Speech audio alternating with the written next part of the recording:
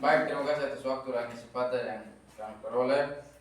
Kami dari kelompok 1 akan mempresentasikan hasil kerja kami tentang strategi pembelajaran ekspositori.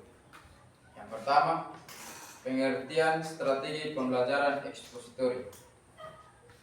Menurut Andres 2012, mengartikan strategi pembelajaran sebagai suatu rencana atau pendekatan yang lebih luas dalam merancang pengalaman belajar yang bertujuan untuk mencapai hasil pembelajaran tertentu.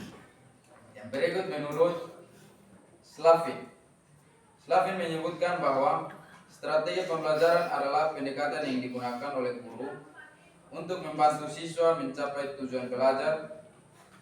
Secara umum, strategi pembelajaran merujuk pada cara atau rencana yang dirancang oleh pendidikan untuk menciptakan situasi yang memungkinkan siswa belajar secara maksimal dengan mempertimbangkan berbagai faktor seperti tujuan pembelajaran, metode yang digunakan, dan kebutuhan siswa. Yang berikut pengertian strategi pembelajaran ekspositori. Strategi pembelajaran ekspositori adalah salah satu metode pengajaran yang berfokus pada penyampaian informasi atau pengetahuan secara langsung oleh guru kepada siswa. Ciri-ciri utama dari strategi pembelajaran adalah yang pertama, guru sebagai pusat pengajar. Guru mengontrol jalannya pembelajaran dan memberikan informasi dan menjelaskan materi. Yang kedua, penyampaian informasi secara langsung. Informasi diberikan secara lisan atau tertulis kepada siswa dengan cara yang terstruktur atau teratur. Yang berikut, menggunakan alat bantu. Guru dapat menggunakan media seperti papan tulis, slide presentasi, atau sumber daya lainnya untuk memperjelas penjelasan. Yang terakhir, siswa mendengarkan dan mencatat. Siswa umumnya lebih pasif dalam metode ini, mendengarkan penjelasan guru dan mencatat poin-poin penting. Yang berikut karakteristik strategi pembelajaran ekspositori. Yang pertama, penyampaian informasi secara langsung. Yang kedua, sistematis dan terstruktur. Yang ketiga, fokus pada pengajaran konten. Yang keempat, penggunaan bahasa yang jelas. Yang kelima, menggunakan media pembelajaran. Yang keenam, tanya jawab terbatas. Yang ketujuh, pendekatan yang efisien untuk penyampaian materi banyak. Yang kedelapan, pembelajaran yang cenderung reseptif.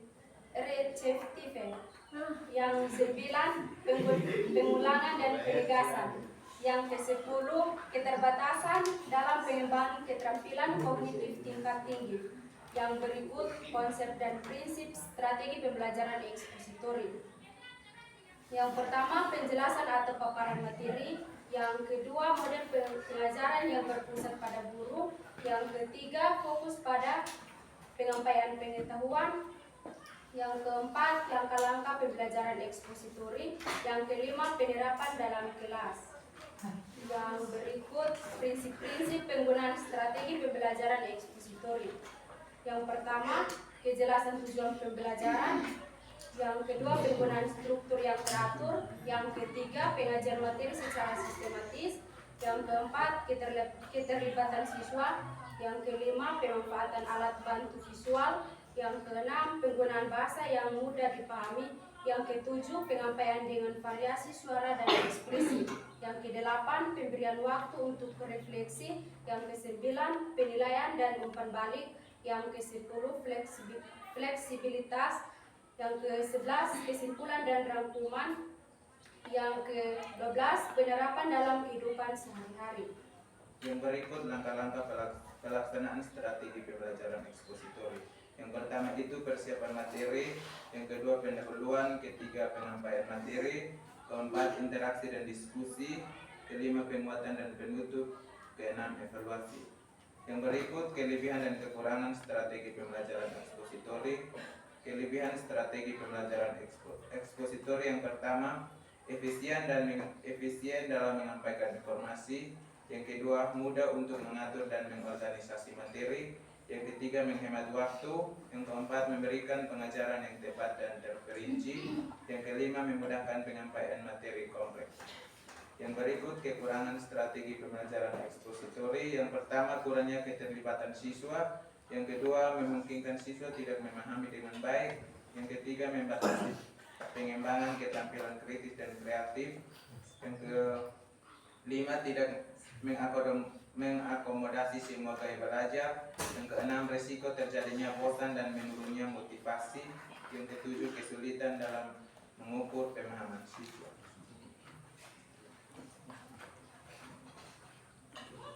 Sekian dan terima kasih.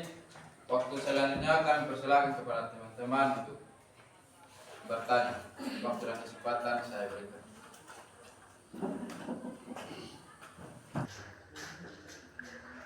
Baik, terima kasih atas waktu dan kesempatan dengan saya kelompok 5 akan bertanya.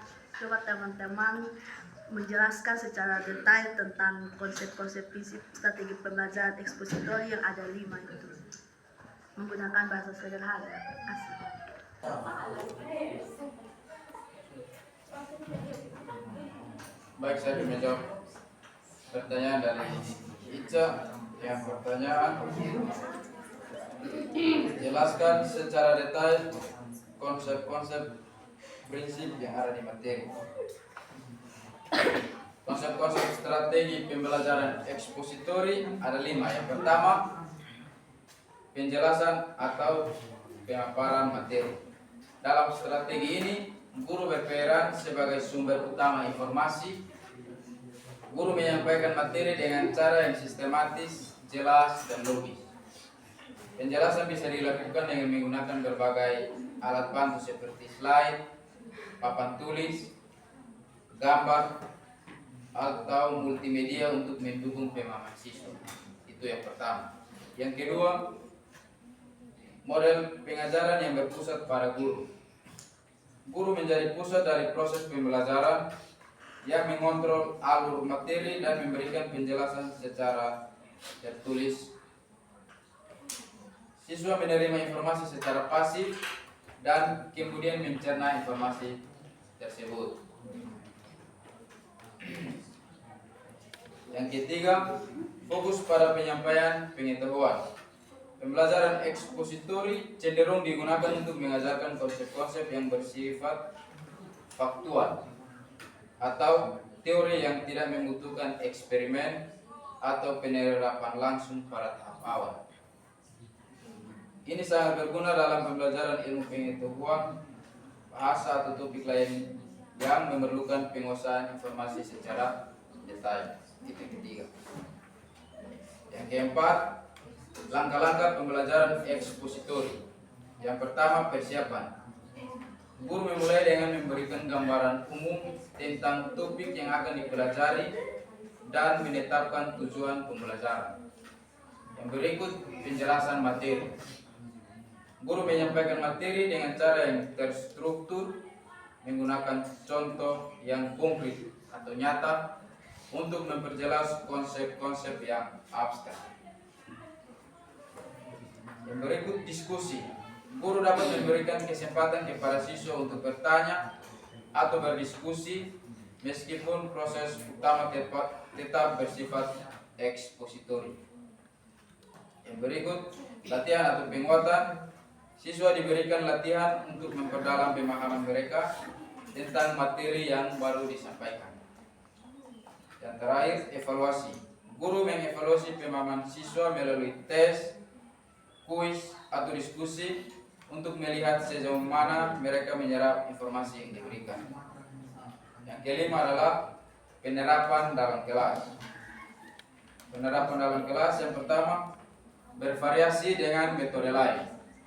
Meskipun ekspositori berfokus pada penyampaian informasi, guru bisa mengkombinasikan strategi ini dengan metode lain, seperti diskusi kelompok, kuis interaktif, atau tugas proyek untuk menjaga keterlibatan siswa. Yang berikut penggunaan media. Menggunakan alat bantu visual, media digital, atau materi lain yang relevan untuk memperkaya paparan materi dan membantu siswa lebih mudah memahami. Yang terakhir adalah pemecahan masalah. Pembelajaran ekspositori dengan pendekatan berbasis masalah, di mana siswa didorong untuk menghubungkan materi yang dipelajari dengan situasi di dunia nyata.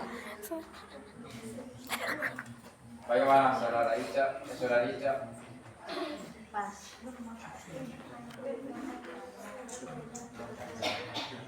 Baik, sekian dari hasil presentasi kami. Shalom.